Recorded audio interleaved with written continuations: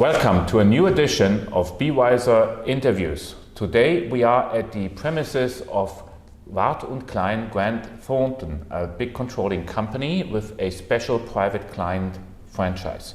With us today is Jörg Eigelhoven. Jörg is a specialist for this. He is a certified tax consultant and auditor, and he's been running this private client franchise since more than 2 decades. So we are going to ask him all the questions that are relevant for ultra high net worth people, for wealthy people who have to get the controlling of their assets right.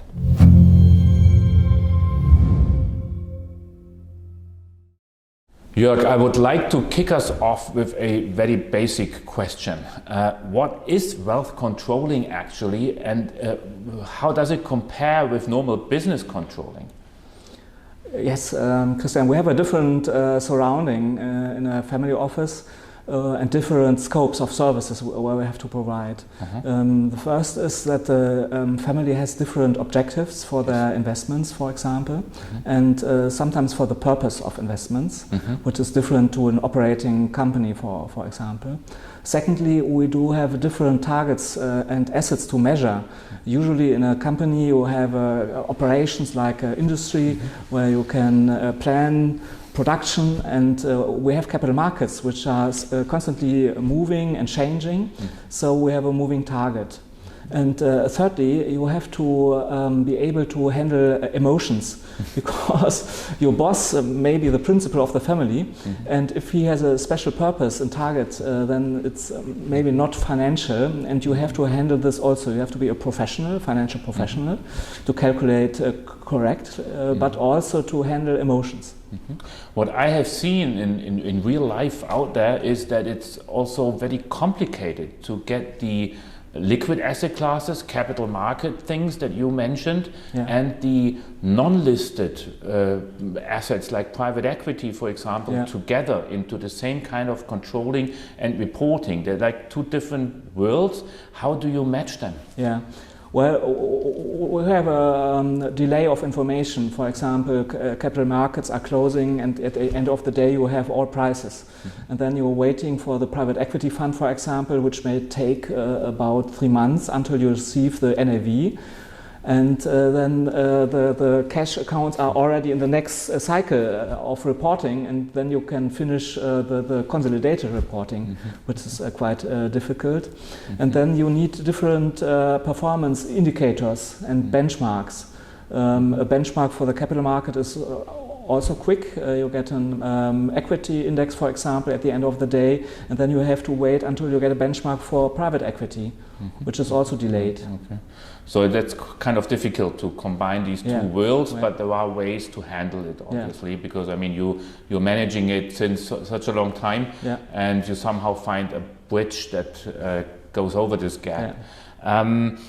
My second question would go to the make or buy theme, which is always a big theme when you are investing into anything. Should I build up my own kind of infrastructure for IT, for example, or should I buy in software from outside? With controlling, it's the same thing. Somebody could just hire somebody who does the job for him. Somebody could just put all the assets into a big family fund, and then he gets the reporting from the fund. Or he could just give a mandate to someone like you who is specializing on strategic wealth controlling. Are there parameters which decision to take in a specific situation? Can you help us on that? Yeah, of course. Well, you have to take a look into your demand and the complexity of assets. And one of the most important matter for German investors, for example, is tax compliance. And then you cannot use an Excel spreadsheet, for example, to put in all static information. And then you think you have a tax filing ready. So usually you have a different situation in relation to the assets which are the investment scope of the family. If you have liquid assets, capital market driven, you can use simple cloud tools or software tools to get a quick overview about performance, for example. Most of these tools do not support in-depth tax reporting, for example. And if you have a certain amount of assets, then it should be wise to have a better reporting to be safe in compliance matters. So in the end, you need good stuff if you want to do it yourself, and you need a software also. You can't do with it's mandatory. You need a software, and especially a data service. It doesn't matter if you have a static software. You need prices, current prices, currency information, benchmarks, and so on, which is quite costly today because those data providers charge a lot. It's getting even more expensive. Okay. And then you need an experienced staff. It's not one person, it should be a team of 2 or 3. So you have all the time someone in the office which is able to deliver information. And that's quite costly. Absolutely. So talking about cost, what is the cost for a professional wealth controlling the way you are offering it? Yeah. Is there any kind of hint you can give us? I know it's always different according to the asset size and the complexity of the assets, but is there any rough benchmark that you can give us? You can compare to asset management costs. Okay. Asset management costs are always higher than reporting costs or controlling costs because we have different tasks and do not need the full compliance set, for example. But it's maybe a third or fourth of that could be a benchmark. Okay. If we have a multi-manager surrounding that the family selects 5 asset managers, for example, which have different bank accounts to get a lot of diversification, then it each has about 20 million euros, for example. There might be a cost charge of 25 base points to give an idea. Gotcha. But it's very, very different. Okay. Yeah. Thank you very much. I sometimes hear the notion of strategic wealth controlling, and it sounds a bit like the most sophisticated way of doing wealth controlling at all. What does that actually mean? Well, that's like going to the coffee shop and to add some flavor into the coffee. You can get additional services, for example, asset allocation advice, which is very interesting for some families, and add it up. The result is that you have less touch points, a trusted advisor, for example, but you lose checks and balances in this. Because if the investment controller is also advising how to select asset classes or balance out portfolios, then he is conflicted in his own advice. Got you. Let's just imagine for a second a world where there is no Warth&Klein Grant Thornton. What are the criteria that people should look at when selecting a professional wealth controller? Yeah. Well, they should assess their own demand. Okay. What is my need? Do I need information in a brief form, in a quick form? Do I need in-depth information? Do I want to have a steering system where I need special tools? And do I need additional services for tax reasons, for example? If you monitor the German market, there are just a small number of suppliers for this level of service. And I think it's quite easy. It would be very sad if Warth&Klein Grant Thornton would not exist in this market, because I think we are a very important player in the market. But there are alternatives, of course. Okay. How do you define the size of the reporting? I mean, I've seen reportings that were bigger than the Bible, and I've seen executive summaries with just 2 pages for a very complex asset construction. One is maybe too long, the other is too short. Is there any formula on how deep it should be? Yeah, both reports might be right, because it depends on the recipient of the report. If you have something for the family, especially for family members who do not like to be touched too much with financial matters, then you need a short and brief information where they can take a look, have a chart, for example, and a color.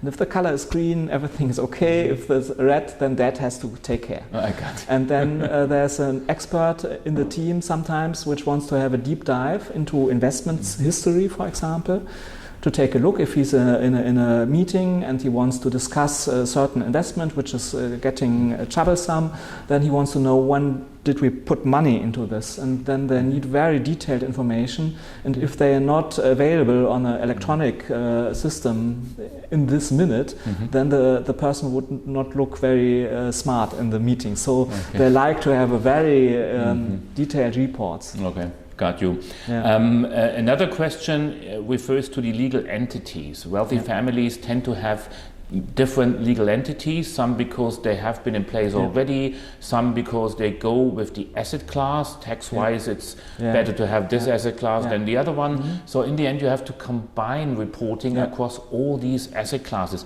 Is there any impact that these legal entities chosen by the wealth owners have on the controlling and reporting effort, on the way you set up your reporting? How difficult is that? Well, we are used to handle different entities because it's very smart to use entity for a certain purpose and to have a legally and tax efficient structure. From an economic perspective, we look transparent into the assets because they have risk and chances for the investors. And if there's a surrounding, sometimes there's a delay to have distributions or performance like this, but we try to look through into the target investments.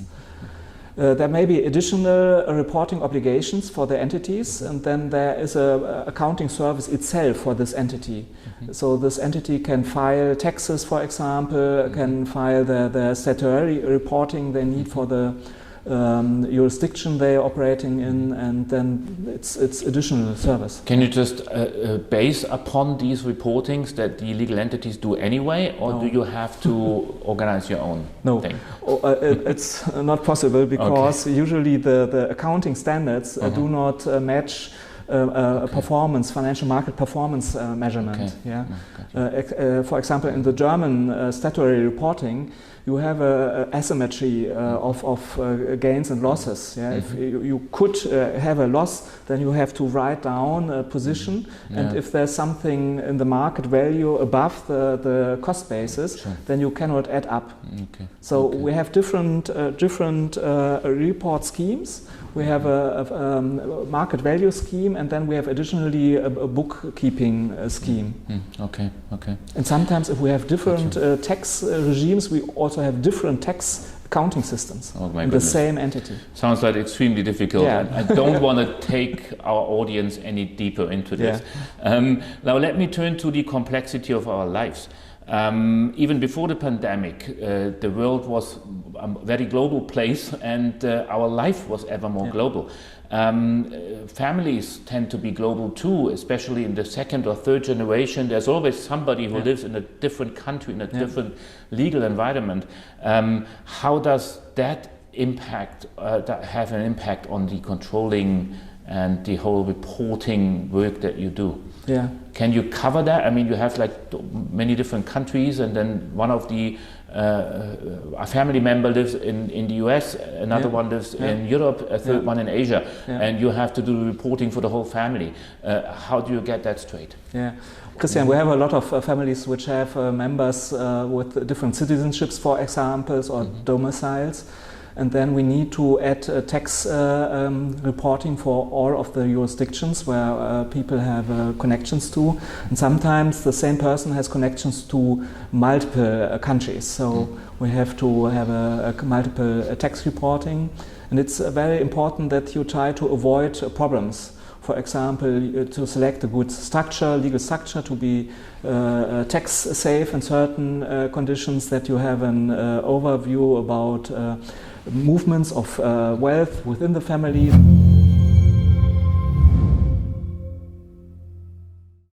Jörg, my last question taps into the future. We see a lot of technology change around us with artificial intelligence kicking in. There are quantum computers that will be available soon. How does this affect your business? Will we see a controlling future without human beings? Goodbye. No, I don't think so. Technology is very helpful to assess information and to analyze them, but they are not able to predict future, for example, especially not in the capital markets where future is changing every second. So they might simulate situations and give more information, but there will be always demand for an expert to assess the information, to value and translate the information to the situation of a client. And so I'm looking forward to the future, and I think it will be great to have the assistance of technology, but we will have more work than today. And I think whenever you need to discuss something with the tax office of your country, it's always good to have a human being stepping in. There's no artificial intelligence. Okay. Sorry. Jörg, it was a pleasure to talk to you. Yes, Thank you for being with us or for having us here at your premises in Düsseldorf. Thank you very much. This was Jörg Eigelhoven on controlling for ultra high net worth people, and we'll be back with a new interview in the BeeWyzer series, so stay tuned. Bye bye. Thank you.